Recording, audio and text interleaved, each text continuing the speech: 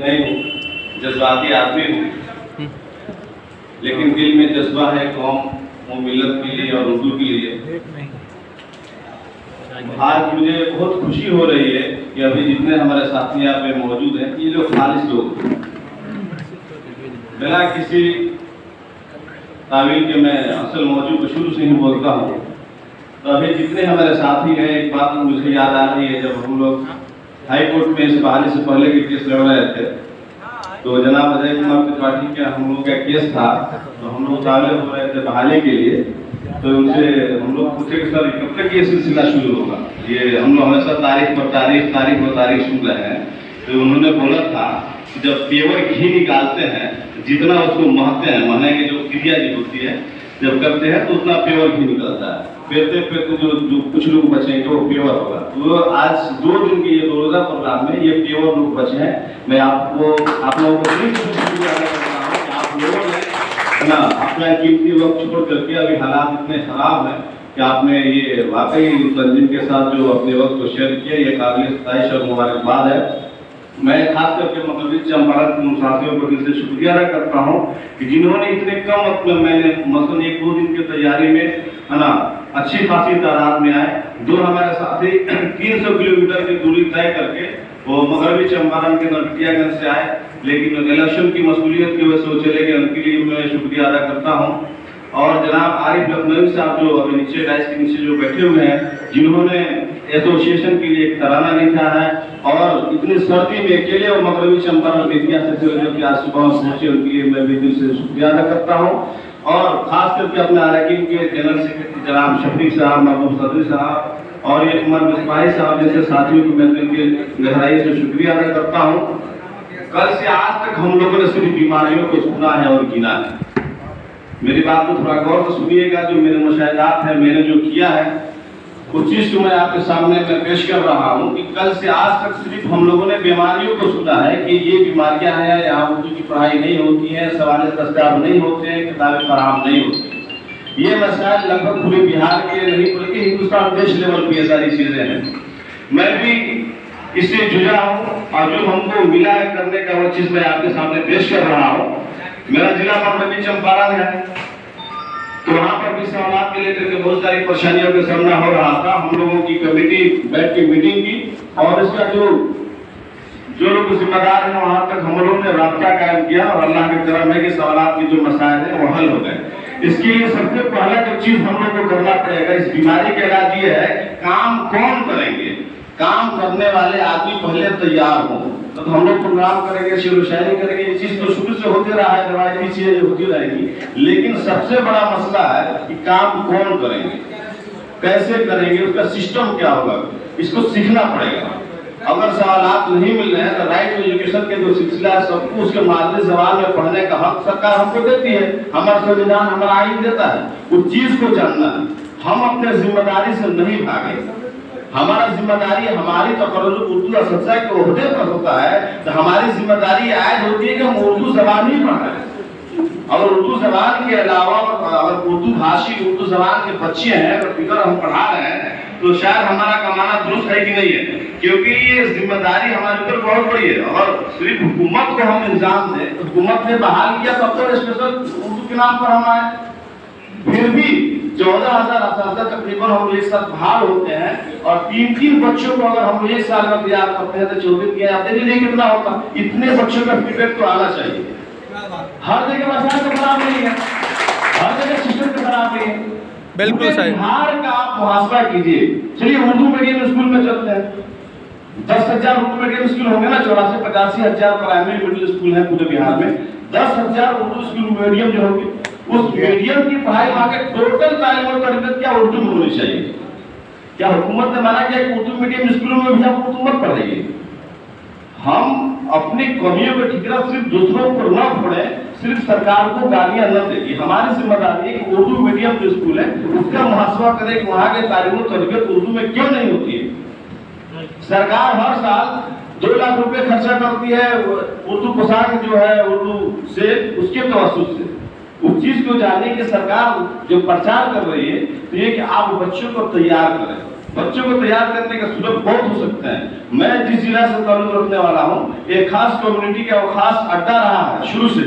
अभी पर्यटक मंत्री जो है मैं उन्हीं के स्कूल में, अभी जो फिलहाल जो पर्यटक मंत्री है मैं उन्हीं के स्कूल में हूँ, और उन लोगों का बोल वाला वर्चस्व बहुत ज्यादा है। उसके बावजूद वहाँ उर्दू की तालीम और तरबियत नहीं थी, लेकिन अल्लाह के करम है कि बहुत अच्छे खासे तराजू बच्चे उर्दू पढ़ने वाले हैं। कल एक हमारे साथी मगरबी चंपारण से आके चले गए, उनके जमीन पर कुछ एक खास तबका के लोग मंदिर बनाना चाहते थे।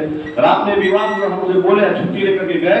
उन्होंने 15 गैर मुस्लिम बच्चियों को उर्दू पढ़ा करके इस साल बलिया के इम्तिहान में बैठा रहे हैं।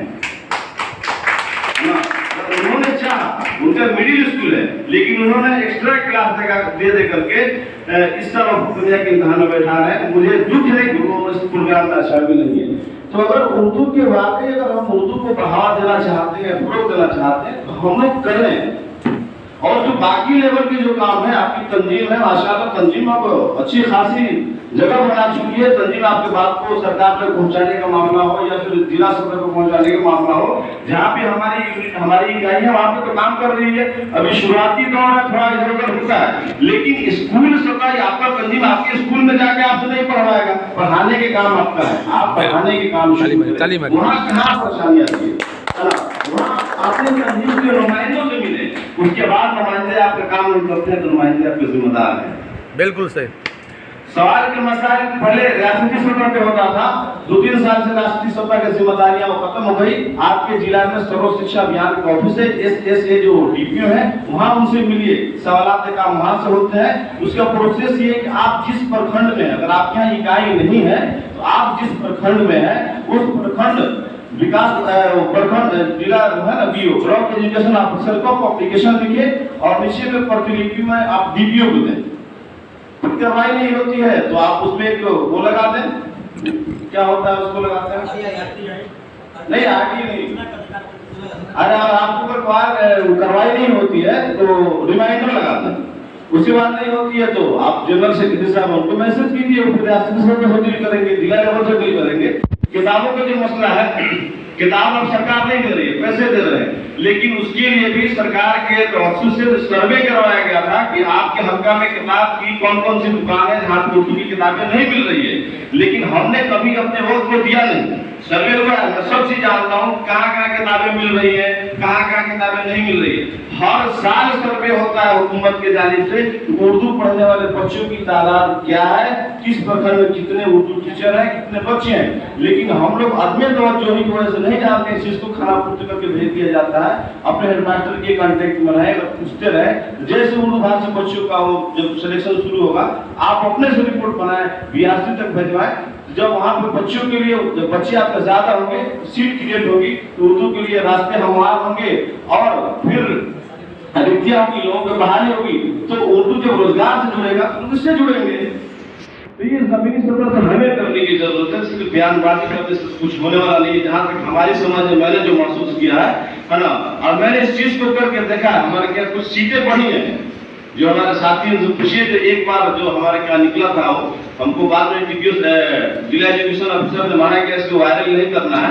पहले उर्दू का सीट 0-0 हुआ, फिर हम लोगों ने इख्तलाफ किया, मैं गया, बोला कि पुरानी जो रीतियां उसको दिखाया जाए, जो आसामी हमारी खाली है, देखा गया। उसके बाद बोला कि ठीक है, मिसमाइंड हुआ है कि जो बहालियां हो गई है वो निकल गया। उसके बाद दूसरा निकला, उसमें सैकड़ों उर्दू के टीचर ओहदे क्रिएट हुए। तो हमें लगना पड़ेगा, लग जाए तो कोई मुश्किल नहीं है। सरकार किताबें दे रही है, संस्था की बहाली कर रही है, उर्दू तर्जुमे की बहाली कर रही है, ये सारा चीज हमें करना पड़ेगा। अगर नहीं कर रहे हैं तो कहाँ तक हम सही है, हमारा कमाना कहाँ तक सही है, इसमें सबको अल्लाह ने अपने सलीम दिया। हम सब अपना मुहासबा कर सकते हैं कि क्या हमारा कमाना खाना दुरुस्त है नहीं है। ये तो कोई मसला मसाइल का चीज है नहीं कि मैं आपको फतवा दूंगा। तो ये चीज जान लीजिए, हमें खुद करना, सिर्फ पढ़ाना। आप अगर विषय पढ़ाते हैं, समय पढ़ाते हैं, ठीक नहीं पढ़ते, प्यार और मोहब्बत के नजर से भी आधे घंटे ही ना उर्दू आपको सिखाते हैं। उर्दू आमोजी क्लास सरकार भी चला रही है, उसी बहाने से सिखाइए। आज मैं जिस स्कूल में हूँ वहाँ पे मुस्लिम बच्चों को और कुछ नहीं बताया, इतना जो बोलते हैं कि वो शेर बदल के मेरे बारे में जरूर सुनाइएगा। तो जब उनके अंदर पहले भूख पैदा करेंगे, उर्दू की अहमियत और इफादियत की जब उनको बताएंगे, जितने भी मुस्लिम लोग हैं, हमको लगता है मैंने जो मालूम रखा 99% में उर्दू को अहदे पर बहाल है। उर्दू में मतलब मुस्लिम लोग जितने सरकारी नौकरी में है आज वो ज्यादातर उर्दू के वादे पर ही रहा। जब इसकी अहमियत और इफादियत को हम बताएंगे तो बच्चे हमसे जुड़ेंगे। उसके अलावा जुमा के दिन 12:30 बजे से लेकर 2:30 बजे तक वक्फा होता है जुमा पढ़ने के लिए, उसका हम इस्तेमाल करें। बगल में किसी मस्जिद में चले जाए, कोई जरूरी है कि हम घर जाकर नमाज पढ़ेंगे। नमाज के लिए आप हमेशा पाक साहब आती है, बगल के मस्जिद में चले जाए, अगले जुमा को उसके बगल के मस्जिद में चले जाए, इमाम साहब से 5 मिनट का वक्त में बताएं कि पढ़िए, पढ़ाई पर है, ये आपको बोलने के लिए मौका फराहम करता है। आज वक्त इस दुनिया से लड़ना है तो पढ़ना पड़ेगा। नहीं पढ़िएगा कितना बॉडी बिल्डर, कितना ताकत हो जाइए, कितना गाड़ी को फड़फड़ा लीजिए, कुछ नहीं होने वाला। पढ़िए, पढ़ाई दुनिया से लड़ने का हौसला आपको देगा। तो मस्जिदों का सहारा लीजिए, जुमा का दिन है, अब जाइए इमाम साहब से कह दीजिए। इमाम साहब अपने बहुत सच्चे दिल के होते हैं, आपको वक्त मिल जाएगा, मौका मिल जाएगा। बच्चों को वहाँ उनके गार्जियन को कहिए कि उर्दू पढ़िएगा, बच्चों की जबान समझ जाएगी, नौकरी मिल जाएगी। मेरा ये अपना मैंने वो चीज किया है, मैंने शफीक साहब से एक चीज सीखा। एक चीज बात हो रही थी, हम लोग बैठे हुए थे पटना में आए थे इम्तिहान देने के लिए, तो इन्होंने कहा कि जो आपका दोस्त अगर उर्दू के हवाले से आपकी दोस्ती नहीं है तो दोस्ती को छोड़ दीजिए। अगर आपसे कोई कांटेक्ट में है और फिर उर्दू के लिए आप पढ़ाते नहीं आता तो आपका दोस्त नहीं हो सकता। तो मैंने इस चीज को सच में महसूस किया।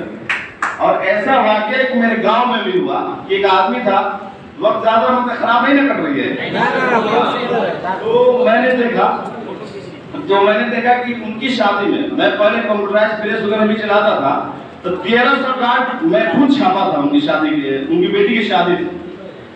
और इत्तेफाक देखिए कि शादी से 3 दिन पहले उनकी गिरफ्तारी हो जाती है। अब 1300 कार्ड बढ़ चुके हैं, मतलब मुश्किल से 25-30 और कार्ड बचे हुए थे, गिरफ्तारी हो जाती है और बेलर खोलने के लिए ढूंढा जाता है, वो बेलर नहीं मिल रहा है। 1300 कार्ड जिनके घर के शादी में बटी, ये वो बेलर नहीं मिल रहा है। बाद में जाकर के 300 रुपया के को बेलर खरीद के 2 बेलर खरीदा गया 300 रुपए का, तो उनकी जमानत है। उसके बाद उन्होंने जो बचा खुचा कार्ड सबको फाड़ के फेंक दिया। तो हमारे इतने सारे लोगों का जब उर्दू के लेकर के मसाइल क्रिएट हो जाए और घुटने लेकर तो पता चले सब भाग चुके हैं, कोई स्टेशन पे है, कोई गांधी मैदान में है, तो इस तरह से इस लड़ाई को हम नहीं जीत सकते। तो अगर दोस्त बनते हैं तो दिल से मिलिए। दुनिया के कोई भी ऐसे मसाइल नहीं जिसका हल नहीं है, सभी मर्ज का दवा है। आप डॉक्टर को सही तलाश तो कीजिए। मैंने जो महसूस किया अपनी कम्युनिटी में कोई ऐसी तंजीम नहीं है जो आगे बढ़ के आपके मसाइल को उठाए। आज हालात इतने खराब है, ये माहौल नहीं कि मैं आपको कुछ कहूँ। आप जिसको लोग चाहता है गिरफ्तारी हो जाती है, कुछ हो जाता है, चुपचाप बैठे रहते हैं। आज आपके वजूद का सवाल है, जबान जब आपकी छिन जाएगी तो गैरों के जबान में बात कीजिए, कौन सुनेगा? बोलेगा समझ में नहीं आ रही है। मेरे जिला में भी हाल फिलहाल में हुआ 2-4-5 दिन की बात है, एक बीओ साहब नए आए थे। कुछ लोग उर्दू मीडियम स्कूल के कुछ टीचर्स हैं, लेडीज टीचर ज़्यादातर, उन्होंने उर्दू में दस्तखत किया था, जाकर के पूरा लेक्चर झाड़ रहे हैं। तो जो लेडीज जो मौलिमा है बोले सर रुकिए, फिरोज सर उनसे बात कर लीजिए। उन्होंने फोन लगाया तो बोले नहीं मैं किसी से बात नहीं करता, बोलिएगा आपको बात तो कर लीजिए। तो मैं बात किया, बोले सर क्या पसंद है? मैं फिरोज बोल रहा हूँ, Bihar state Urdu teachers association का मैं जिला अध्यक्ष हूँ। हेलो, तो पसंद है क्या आपको? बोले कोई पसंद नहीं, आप मिल लिया। मैं क्या बर्दाश्त, अभी मैं क्लास शुरू किया, मैं बोला कि आपने क्यों मना किया कि उर्दू में आपको दस्तखत नहीं करा? किसने बैठ दिया आपको? अगर उर्दू आपको नहीं आती है तो आपकी मजबूरी है, हमारी मजबूरी नहीं है। सरकार इसके लिए प्रोग्राम चला रही है, सभी जिला में उर्दू मुतरजम ट्रांसलेटर की बहाली हुई है। जो कोई एमओ बना हुआ है, कोई बड़ा बाबू बना हुआ है, आप डीएम साहब को लिखित दीजिए, यहाँ का सभी काम आज से उर्दू में होगा। आपको जो करना है, लेकिन आप पत्र जारी कीजिए, उसके बाद ही कुछ होगा। आप फर्दर कीजिए, प्रमाण के मुकदमा करेंगे आपके ऊपर, या कहेंगे खास कम्युनिटी का बढ़ावा दे रहे हैं। तो बोला कि नहीं मैं ऐसा नहीं कर रहा हूँ, मुझे मौका मिला, मैं बीआरसी गया था, मैं बोला कि आपको कम्युनल लग रहा है, बोला कि मैसेज करो, मैसेज करो क्या चाहिए, मैसेज करो तरीका जितनी चाहिए लगी हुई है। आपको डॉक्टर एपीजे अब्दुल कलाम नहीं दिखाई दिए, मौलाना अब्दुल कलाम आजाद को नहीं दिखाई दिए। मैं घुसता तो मुझे डर लगता है, मैं नेता और नुमाइंदगी करता हूँ, मुझे डर लगता है। ये खास तबका का ऑफिस है, कैसे आपने उनको छोड़ दिया? जिसने देश को इतना बड़ा बड़ा आयोग दिया, IIT दिया, आपने उसको छोड़ दिया। हेलो, और आप इस ऑफिस में रोजाना बैठते हैं, मैसेज कर दीजिए क्या चाहिए। आप इंसाफ कीजिएगा। ठीक है, मैं कर रहा हूँ कि हाँ गलती हमसे हुई है, हम सुधार करेंगे और आइंदा से किसी भी उर्दू टीचर को कोई परेशानी है तो हमसे आके बिला झेल बोले, उर्दू में लिखे पढ़े पढ़ाए। मुझे नहीं आती है, मैं बोला सब नहीं आती है, आप उसको बुला लीजिएगा। उर्दू की कोई भी मसाइल हो मैं आपको पढ़ के बता दूंगा। उसके बाद जब हमारा रुख और टाइट हुआ तो बोले कि आप मैं बुलाना चाहते हूँ, आप मुसलमान है, हम लोग का समीकरण बहुत दिन से बहुत अच्छा रहा है, इसको खराब मत कीजिए। तो हमने कोशिश किया, हम ये चाहते हैं कि आप भी कोशिश करें।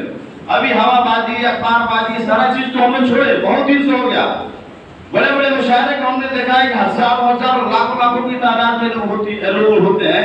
जब यहाँ से जबानें हमारी नहीं बचेगी, स्कूलों से उसका प्रोडक्शन नहीं होगा, ये जबान सुनने वाले भी लोग नहीं होंगे। हमें जबान का जो तहफ्फुज है उसके मेन सिपाही हम लोग फाउंडर है। बच्चों को जब देखे, देखिए कितनी बदकिस्मती की बात है कि सीटें हमारी महदूद है। यूनिवर्सिटियों में, बहुत सारी यूनिवर्सिटियों में उर्दू को तो खत्म नहीं कर दिया, सीटें मौजूद है, वहाँ पे बच्चे नहीं मिल रहे हैं। ग्रेजुएशन में चले जाइए, एमए की पढ़ाई में जाइए, बच्चे नहीं मिल रहे। मास कम्युनिकेशन देश का ऋण है जो वो लोग बनते हैं, रिपोर्टर वगैरह जो बनते हैं, वहाँ पे उसको बार बार दोबारा से बाहर निकालना पड़ रहा है कि तालिब इल्म यहाँ पे आवेदन कर दरखास्त दें। हम कितना पीछे जा चुके हैं, इसका मुहावजा हम लोगों ने नहीं किया। हम अपने रंगीनियत से बाहर निकले, अब वक्त नहीं रहा कि हम अपने रंगीनियत में वाह जिंदगी को हम लोग खराब करें। हालात वक्त के तकाजा को समझिए। हमारे जितने असद यहाँ पे मौजूद है, आपने हमें, हमारे तंजीम को, हमारे अरकान को देखा समझा, और फिर कोई दूसरा प्रोग्राम करना हो तो आपको समझाना पड़े कि आप आइए, तो मैं कामयाब नहीं हो सकता, ये तंजीम कामयाब नहीं हो सकती। आपको बताने की जरूरत नहीं पड़े कि आप आइए, आपको तो आना ही है कि आपका प्रोग्राम है। अब आप दूसरों को बुलाइए कि आप भी चलिए, एसोसिएशन का प्रोग्राम है, किसी खास कमेटी सबका मसलक मसाइल किसी का नहीं, ये बात करेंगे उसके लिए ये जगह नहीं। इसलिए जितने हमारे साथी यहाँ आ गए उनको बताने की जरूरत न हो, मोहताज तारुफ नहीं हो। आज हमारी जमीन इतनी मर चुकी है, एक मुर्दा आदमी अपने कंधा देने के लिए 4 को जमा कर सकता है, हम अकेले पटना जाते हैं 4 लेके नहीं जाते, यानी मरने के बाद भी उधार के करना चाहिए क्या? ये चीज नहीं होना चाहिए। मुर्दा तो बेबसी हो गया, विरासत का हक भी नहीं कि आप मौत में चले जाकर विरासत में इसको दे दीजिएगा उसको दे दीजिएगा, जहाँ तक मुझे ये आप तो नहीं कर सकते। ये मौत में मुद्रा होने तो शायद पहले का सारा कहानी है। तो मरने के बाद तो 4 आपको करना देते हैं, पटना आने के लिए 4 बात नहीं ले सकते हैं। हम लोग भी बहुत मतलब लोअर फैमिली से, ऐसा नहीं है कि हम लोग अच्छे घराने से हैं। अभी मेरे जानने वाले खास रिश्तेदार आईसीयू में भर्ती, अभी मैं यहाँ से पैसा भेजा हूँ। माँ का हमारा ब्लड प्रेशर ब्लड शुगर बहुत हाई है। मैं समझाया तो मैं रात से रात तक मुझे करता था, मैं नहीं हूँ, लेकिन देख रहा हूँ कि हमसे अच्छे से हमारे साथी जो साइंस से पढ़े हैं आज भी सूट के अंदर सर्टिफिकेट भर के दिल्ली के गलियों में कंपनियों में चक्कर काट रहे हैं। अल्लाह ने हमारे लिए एक रास्ता बनाया कि हमारे अभी एमए की पढ़ाई चल रही थी, स्पेशल पीईटी की बहाली आती है, फर्स्ट बार में सिलेक्शन आदमी आता है, बहाली हो जाती है। अल्लाह का रहम करम है कि अल्लाह ने हमें और आपको चुना। हमारे जैसे मेरे वाले लोग आज भी रोडों पर रास्ते पे घूम रहे हैं और काम छान रहे हैं। हमारे उलमाओं को देखिए 17 साल 18 साल मदरसा में करके खिचड़ी भूजा को खा करके और आज 6000 7000 को मस्जिदों में रहते हैं, लोगों का गाना सुनते हैं। अल्लाह ने उससे आपको सरफराजत दिया है, इसका कदर कीजिए। मैं आ रहा था प्रोग्राम के लिए, रास्ते में पंडित से मुलाकात हुई, उसे मैं किसी से बोलता बहुत ज्यादा, मुझे ये बोलने की आदत है, मैं बोलता तो ज्यादा हूँ। तो पंडित जी पूछे कि कहाँ जा रहा है, मैं जा रहा हूँ, तो बोला बाबा मैं जा रहा हूँ प्रोग्राम में। कौन सा प्रोग्राम है? मैं बोला टीचर मौका प्रोग्राम है, उसी में जा रहा हूँ। बोला कहाँ कीजिएगा प्रोग्राम करके? प्रोग्राम तो कुछ होता है और वो भी आप लोगों का पहले मस्जिद संभालिए ना, प्रोग्राम कीजिएगा। देखिए कितना मैं आपको बात बोला, बोला पहले मस्जिद संभालिए, मस्जिद संभाल लीजिए, आपको महीना में 4 इमाम बदलना है, उसके बाद जो प्रोग्राम लीजिएगा। क्या इसी गाली सुनने के लिए हम लोग, अल्लाह ने हमारा वजूद इसके लिए तो नहीं किया था, हमको बेहतरीन उम्मत कहा गया, हम लोगों की नुमाइंदगी करने के लिए आए हैं। अल्लाह ने हमें सरफराजत दिया कि हम यहाँ के हुक्मरान बनेंगे, लेकिन ये सारी चीजें नहीं हो रही है। इसलिए मैं ये सोचता हूँ कि कोशिश करें, है ना, 2-4-5 आदमी की टीम हर जिला में बने, काम करें, फीडबैक आते रहेंगे, हम लोग सीखते रहेंगे और इंशाअल्लाह मसाइल आते रहेंगे, उसका हल होता रहेगा, हम लोग आगे बढ़ते रहेंगे। तो इंशाअल्लाह इसके बाद से कोई प्रोग्राम इनेकाद होता है तो आप लोगों को बार बार नोट करने की जरूरत नहीं ना पड़ेगी इंशाअल्लाह। सभी पे नहीं बोल रहे, लेकिन मैं स्कूल में भी ऐसे ही बोलता हूँ, अगर आप लोगों को भी नोट करने की जरूरत पड़े तो थोड़ा बताइए। हमारा बिजनेस प्रोग्राम को जो ऑर्गेनाइज जो हमारा अगर 6 महीने के बाद करें, साल भर के बाद, तो फिर आप लोगों को बार बार बुलाने के लिए फोन करने की, मैसेज करने की जरूरत नहीं ना पड़ेगी। और आपको जायज आवाम में बताए, और ये सिर्फ टीचर तक ही काम नहीं करेंगे हम लोग, अल्लाह ने चाहे तो जिस तरह एक और तंजीम है जिसको देख हम लोग कर रहा है कि हमारा एक और कोई अलग वीक हो जो अलग शोबे में काम करे, हम लोग करेंगे। इसमें अच्छे अच्छे लोगों को जो लोग रिटायर्ड है उनकी भी जरूरत है, इस सब के लिए हम लोग विंग बनाएंगे। पहले इस प्लेटफॉर्म को हम लोग चलाएं, जितने भी खिलाफ कोई बात आप ऑन द स्पॉट को लिए आपको सभी सवालों का जवाब दिया जाएगा, लेकिन दिल में कोई खलिश लेकर के भाई मेरे नहीं जाइए। आज अगर ये नुमाइंदगी करने वाले लोग पीछे हट जाएंगे तो फिर ये लोग आने वाले नहीं है, फिर इसी तरह से बारात के सारे से रहेंगे, कोई फायदा नहीं होने वाला है, सिर्फ नंबर बदलेगा, कत्ल हमारा होगा, कातिल हम ही होंगे। इसलिए शायद मैं बहुत सारी चीजें मैं बता रहा हूँ, तो अब भी वक्त है, किसी के पास वक्त नहीं, सभी कोई मशगूल आदमी है, बीमार है, घर पे लाइबिलिटी बहुत ज्यादा है, थोड़ा सा अपने तंजीम के लिए अपने वक्त यूटिलाइज कीजिए, है ना। और जाइए जब भी वक्त मिलता है, मैं किसी शादी में जाता हूँ, वहाँ पे लोगों को पढ़ाता हूँ, गैर मुस्लिम बच्चों को, ST SC अनुसूचित जाति जो बच्चे हैं और उनके गार्जियन से मैं मिलता हूँ कि नौकरी चाहिए, अपने बच्चे को उर्दू पढ़ाइए ना। मैं लोगों से कहता हूँ क्या लगता है कौन क्या मेडिसिन लगा, ये भी जो है ना खिदमत है, और इसका सवाब मैं जानता हूँ कि बहुत ज्यादा अल्लाह ताला देंगे जितना हमने गुमान नहीं किया। सवाब और इस्लाम हमारा सिर्फ नमाज तक सीमित नहीं है, हमने इस्लाम को सिर्फ नमाज तक सीमित कर दिया, जिसकी वजह से लोग हमसे फूट रहे हैं। लोगों ने नबी के किरदार को अमाल को देख करके क्या क्या नहीं किया, हम भी अपने किरदार को बदले और पूरे जिंदगी में इस्लाम को जब लेकर के आएंगे, सभी मसाइल का हल है इस्लाम में, सब सियासत से लेकर के सभी चीजें हैं, आप लोग खूब जानकार आदमी है। तो मैं उम्मीद करता हूँ कि इंशाल्लाह फिर इस तरह की बातें नहीं आएंगी जो प्रोग्राम। और एक और चीज है, देखिए Bihar state Urdu teachers association का वेबसाइट भी बना हुआ है, यूट्यूब चैनल भी है, लेकिन देखिए हमारे अंदर क्या है, हम लोग जब उसको शेयर करते हैं, लाइक करने में रुपया पैसा कुछ नहीं लगता। हम लोगों ने एक सिस्टम बनाया कि अगर उसके यूट्यूब चैनल को लाइक करते हैं 1000-10,000 हो जाता है, उस इनकम का जरिया होगा तो आपके सामने हाथ नहीं फैलाना पड़ेगा, लेकिन 1000 के आस-पास जाकर के फंसा हुआ, इसमें कुछ तो नहीं लगता है। जैसे जनरल सेक्रेटरी साहब या सदर साहब में कोई अगर अपनी कौम के जो लोग हैं वो एक मैसेज प्लेस करते हैं, आपको फोर्स करने में क्या लगता है। देखिए जो गैर लोग हैं, और एक आदमी एक छोटा सा फोटो डाल लेता है, अब हजारों लाइक चल रहा है। अब क्यों नहीं समझते सिस्टम को, ये सब रुपये कमाने के जरिया एक तरीका है। आपको कुछ नहीं लगता, आप बोले वसुधा खोले देख ले, नहीं पसंद है तो लाइक कर दिया, क्या हो गया, आपसे लाइक को छीन थोड़े लिया। आपको तारीफ करने के जो लफ्ज इतने महंगे क्या हो गया, समझ नहीं आता। इंसान तारीफ का भूखा होता है, उसे जानवर कहिए तो हमारे नशे कहिए तो खुश हो जाएगा, बस लहजा बदलिए। तो वसुधा जब खोलिएगा, वसुधा बिहार वसुधा यूट्यूब चैनल है, अपना वेबसाइट है, बड़े हौसला के साथ ये लोग काम कर रहे हैं। क्या हौसला बढ़ाइए, हौसला टूट जाएगा तो कोई काम आने वाला नहीं है। और आगे की नस्लों की जिम्मेदारियां बातें पहुंचाना ये नए नस्लों के ऊपर है। हम जहाँ तक हम से कोई कमी कोताही हो आप लोग रहनुमाई करें, आप लोगों के पास सराहना रहेगी इंशाअल्लाह, और हम लोग और सीखने की कोशिश करेंगे, और ये चीज खाली ना रहे इसके लिए आप लोग कोशिश हो जाए, लोगों को बताएं। टीचर के जो छोटे छोटे मसाइल हैं जो उसमें हम लोग ज्यादा तवज्जो भी नहीं देते कि 3600-3700 संगठन बनी हुई है जो काम कर रही है। अभी ये उर्दू वाले सिलसिले से हम लोग चलेंगे, कौमी मिलत की बहुत सारी चीजें उस पर बात होगी, शायद जनरल सेक्रेटरी साहब का बात है उसमें सारी चीजें बात आएंगी, लेकिन आप तो थोड़ा सा इस तंजीम को फलने फूलने की थोड़ा दुआ से नवाजते रहे और मोहब्बत की निगाहों से देखें। कोई भी परेशानी हो डायरेक्ट फोन कर बात करें, हम लोग कभी भी बात कर सकते हैं, कोई ऐसा चीज नहीं है। और सबसे ज्यादा हमको जो हौसला मिला वो हौसला मिला नवादा जिला से। सबसे पहला प्रोग्राम पहले की उर्दू बांग्ला करके हम लोग करते थे, उसके बाद सबसे ज्यादा जो हौसला मिला हमको नवादा जिला में प्रोग्राम हुआ। इतने लोगों ने वहां से मोहब्बत से नवाजा कि देख करके काम करने का हौसला बढ़ गया। उसके बाद से मैंने काम किया, कभी बैक होकर के नहीं देखा, मैं ये चाहता हूँ कि सिर्फ नवादा ही जिला क्यों, चंपारण नहीं क्यों, हर जिला में हमारा टीम हो कि अगर हम मुजफ्फरपुर से अगर हम बेतिया की तरफ जाए तो जयपुर जिला सभी जिला में जाए तो हमको 10 लोग जानने वाला मिले। कलमा के यही रिश्ता है कि हम दूसरे से मोहब्बत करें।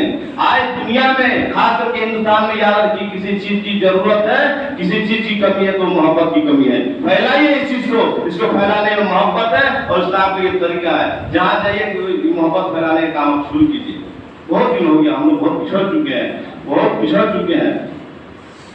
इंशाल्लाह इसमें नंबर होगी ना भाई साहब, इंशाल्लाह। चलिए अब आप कुछ कमी बताइए तो मैं माफी चाहता हूँ। बहुत बहुत शुक्रिया आप लोगों के लिए आने के लिए, फिर दिल की अम्मी बताइए, सबका शुक्रिया अदा करता हूँ। आपको दवाना अल्हम्दुलिल्लाह रब्बिल आलमीन।